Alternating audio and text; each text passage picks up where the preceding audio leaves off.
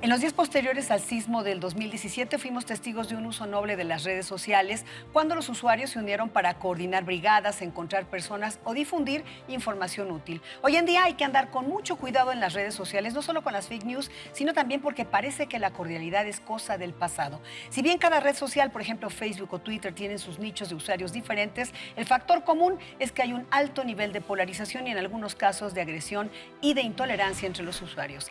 Este es el uso correcto que le debemos dar a las redes sociales. ¿Es únicamente la percepción de la agresión en las redes o los usuarios realmente viven así cada minuto que pasan dentro de ellas? Acompáñanos a conversar con Rubén Vázquez, maestro en comunicación, consultor digital y columnista de Force México.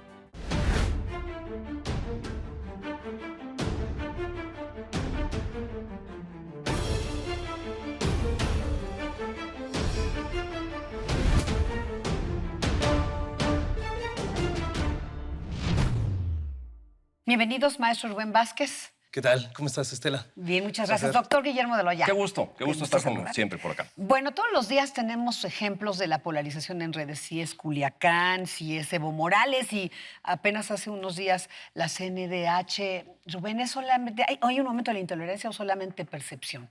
No, la verdad es que sí hay una confrontación evidente y medible, tangible, pues, en las redes sociales que tiene desde hace muchos años, cooptada este espacio digital de discusión. Vemos que grupos diferentes están peleando, están diciendo, están colocando tendencias y prácticamente todos los temas políticos que nosotros estamos viendo en este momento, todas las tendencias políticas que nosotros recibimos a través de nuestras redes sociales, están siendo impulsadas por algún grupo, ¿no? Están siendo impulsadas o denostadas también por algún grupo. La verdad es que esta polarización en redes sociales es un hecho y es un hecho muy palpable. Si dices que es medible, si hay unas Por mediciones supuesto, de cómo se ha, digamos, acrecentado la polarización. Sí, de hecho, hay estudios bien interesantes. Por ejemplo, el Signal Lab, que es un laboratorio de investigación de comunicación digital que tiene el Tecnológico de Occidente, aquí en el ITESO, pues, el de Guadalajara. Ellos tienen una serie de estudios sumamente interesantes, estudios científicos, no son estudios de opinión ni mucho menos, son estudios académicos con una metodología clara, con una taxonomía pertinente, con indicadores claros que nos hablan de cómo ha ido evolucionando este asunto de la polarización en redes sociales y vemos que cada vez que hay un tema complicado, un tema complejo en la opinión pública, hay un enfrentamiento muy profundo dentro de las redes sociales. Sí, Pero doctor. diálogos sordos a veces, a fin de cuentas, porque lo que ya se ha abusado es de la sistematización del encauzamiento de la propia opinión. Yo recuerdo en un libro que se llama The Enigma of Reason, de Hugo Mercier, que dice que verdaderamente quienes exceden, quienes ya tienen una idea preconcebida, la defienden sobre debate y la defienden sobre argumentación muy rancia. Y esto es lo que estamos viendo de alguna suerte también dentro del Twitter, sobre todo que es un medio de intercambio muy inmediato, pero que no construye y que no contribuye a fin de cuentas a la generación de consensos que vayan a incidir en la política pública, sino que ya llegamos a la sistematización de opiniones que van, incluso en muchas ocasiones, a denostar la figura pública. Sí, de hecho es bien interesante esto que mencionas porque, por ejemplo, hace apenas unos días Facebook lanzó una serie de políticas contra lo que ellos llaman el comportamiento inauténtico coordinado, que es básicamente eso de lo que estamos hablando, cuando de repente, de manera muy sospechosa, cientos de cuentas, miles de cuentas empiezan a publicar sobre cierto tema con una tendencia muy clara y de manera coordinada. Ante esta situación, a esto se le conoce también como filtro burbuja. Un filtro burbuja no es otra cosa sino la forma en la que se construye una burbuja de información encima de un segmento de la población a través de este tipo de comportamientos y que en efecto, bueno, pues la verdad es que evitan el diálogo de una manera increíble.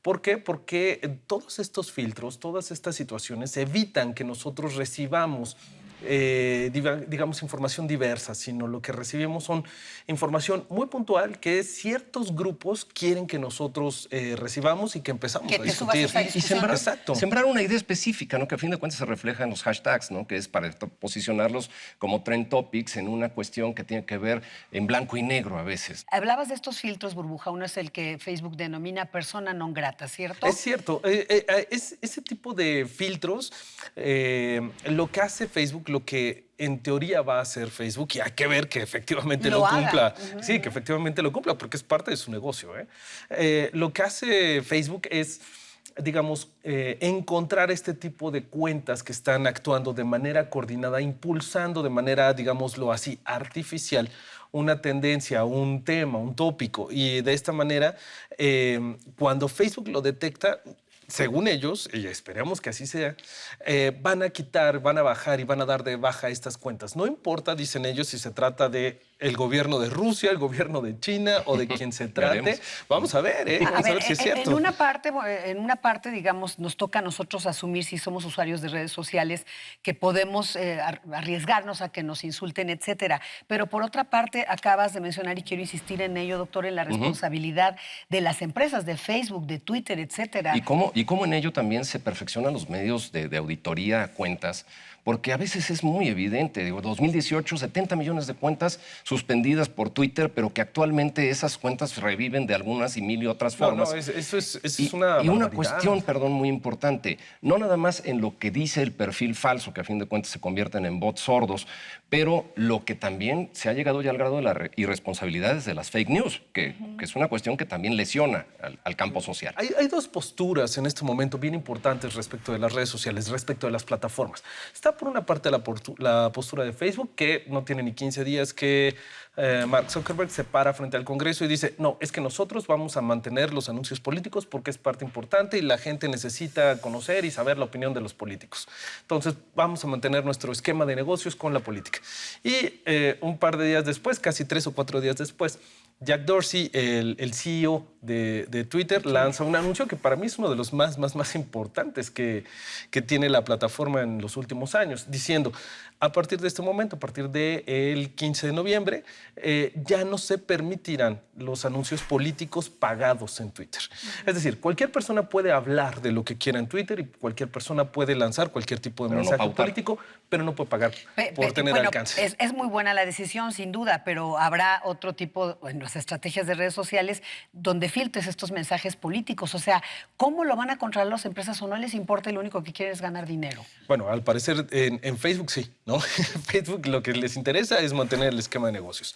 Para Twitter está en una etapa de transición bien compleja, porque recordemos que Twitter tiene varios años estancados en la misma cantidad de usuarios, poco más de 300 millones de usuarios. Si uno revisa la página de transparencia de Twitter, es la que se llama Transparency Twitter, vamos a ver que aproximadamente cada 6 meses, cada que ellos hacen un informe para sus inversores, están dando de baja entre un 5 y un 7% de cuentas, ¿no? Tal como estaban diciendo. Para abajo estas cuentas que son bots y que son bots y que son bots. Primer trimestre de 2018, 665 millones de ingresos en Twitter por este tipo de pauta, por este tipo de promoción. Pero México siempre va a tener una frontera electoral en donde pues, va a ser necesaria la difusión y vienen mecanismos interesantes. A ver, vienen sistemas novedosos como lo es la consulta popular, como es la revocación de mandato, como son las intermedias, donde está prohibido expresamente a partidos políticos o a figuras políticas hacer propaganda, mientras no la regulación en redes sociales. Sí, es que ahí está el asunto, ¿no? Nosotros no tenemos en este momento ningún tipo de regulación, ningún tipo de normativa respecto a la comunicación digital, salvo cosas muy Sí, vagas. Sí, vagas, ¿no? Borrosas. Oiga, ¿tiene usted página de internet? Sí. ¿Cuánto paga? Pago 5 pesos. Perfecto, fírmele aquí, ¿no? Y dices, no, es que ese tipo de estrategias, pues ese tipo de fiscalización es muy somera, es muy vaga, no nos dice nada. Lo que se necesita es ponerle candados a nuestros partidos políticos, ponerle candados a nuestros actores políticos y crear acuerdos de colaboración, acuerdos marco con las plataformas de redes sociales precisamente para evitar. Y a nivel mundial, se ha hablado, te decía desde un principio, de la ciudadanía digital, de todo este sueño de crear comunidades y del principio de que no agrederías en las redes sociales lo que no harías fuera de ellas, digamos, y se hace ahí. ¿Hasta dónde también nos corresponde a nosotros como sociedad? Y la pregunta es si lo vamos a poder controlar, porque este momento está terrible Desbordado. en México, desbordado. Ocurrirá en Estados Unidos y también, como dice Guillermo Eloya, vamos a esperarnos al 21 en este país. O sea, tú como experto, ¿qué le dirías al público? Bueno, en primer lugar, yo creo que una de las cosas más importantes que tenemos que hacer es entender que las redes sociales es un campo abierto para la opinión pública. Y en ese sentido, nosotros, más que discutir, más que llegar al insulto, creo que una de las cosas que se han perdido en las redes sociales es la argumentación. Si yo estoy a favor o en contra de algo, yo tengo el derecho de decirlo. Yo tengo toda la libertad de decirlo. Pero lo que sí, cuando alguien me cuestione, sería muy interesante que aprendiéramos a argumentar, que aprendiéramos a sostener una idea. Es un hecho que, como dije en un principio, pues las redes sociales, particularmente Twitter en México, es prácticamente una red perdida. ¿Por qué? Wow. Es un campo minado. Es un campo minado para opinar lo que sea, ¿no? Y de hecho ni siquiera es la red social más importante para México, ¿no? Ha caído bastante respecto de la cantidad de usuarios que tiene. Lo que necesitamos entonces es estar mucho más abiertos al diálogo y sobre todo entender que se trata de espacios en donde se puede argumentar, donde se puede ir un poco más allá. Pero bueno, por ejemplo, y te lo digo otra vez, volviendo al caso de Estados Unidos, se los digo a los dos, vamos a ver algo interesante en el caso de Estados Unidos y también en México para los años por venir. Mira, yo creo que lo que sucedió con Facebook es que fue sumamente cuestionado en las elecciones de 2016. Tan cuestionado fue que en este momento está siendo fiscalizado hasta por debajo de la lengua. Y recordemos que simplemente le pusieron una multa de $5,000 millones, ¿no? Que representa el 12% de sus ganancias anuales, pero es la multa más grande que se le ha impuesto a una empresa de este tipo. Ellos están el Congreso estadounidense está muy nervioso respecto de cómo van a ser las elecciones en 2020. Recordemos que además son campañas larguísimas de más de un año. Sí. Y han puesto una serie de mecanismos que están muy interesantes, que por el momento solo están disponibles en Estados Unidos, no están disponibles en México. Por ejemplo, pusieron una especie de biblioteca en donde yo puedo consultar quién está pagando anuncios políticos, a nombre de quién y cuánto dinero ha invertido, ¿no? Bueno, deberían hacer eso, ¿no? Claro, pero los medios de triangulación electrónica también son enormes. Ese es el punto. Para concluir en esto, yo creo que será muy distinto el campo de batalla electoral estadounidense desde aquel mito construido maravilloso de la campaña de Obama con Twitter, que se hizo supuestamente un gran triunfo alrededor de una difusión desde una red social. Yo creo que se puede forjar nuevamente una opinión, pero con un clima totalmente distinto como el que lo tiene Trump. No, y sobre todo tan cuestionado, ¿no? En este momento las redes sociales no viven el mejor momento de credibilidad. Y las redes sociales no necesariamente dan votos. No, exacto, eso es lo que más importa, ¿no? No dan votos. Pues yo difiero de un poco los dos porque la campaña de Andrés Manuel López Obrador fue un factor importante. Son medios de difusión muy importantes, pero no necesariamente se traduce a que esa persona que a veces está apoyada en perfiles falsos se traduzca en un voto efectivo en las urnas. Sí, yo coincido en ese sentido. Lo que sucede es que las benditas redes sociales no fueron importantes para... Son sumamente importantes. Como medio de difusión, sí. De hecho, o sea, la medición puede ser muy similar, ¿no? Nosotros cuando trabajamos en Forbes hicimos el análisis y hubo menos de un punto de diferencia respecto del PREP con la intención de voto digital. Fue sumamente cercano. Sin embargo, eso no quiere decir que las redes sociales ayudaran a conseguir votos. Ayudaban a ampliar la voz del candidato, pero no necesariamente a conseguir votos. Digamos que tenía un efecto, pero bueno, hoy ni siquiera con Guillermo estuve de acuerdo. Muchísimas gracias, Estela. Guillermo, Rubén, muchísimas gracias por estar aquí. Gracias a ustedes, gracias, un placer. Gracias, Rubén. Gracias a usted por acompañarnos en una emisión más de Ruta ADN 40.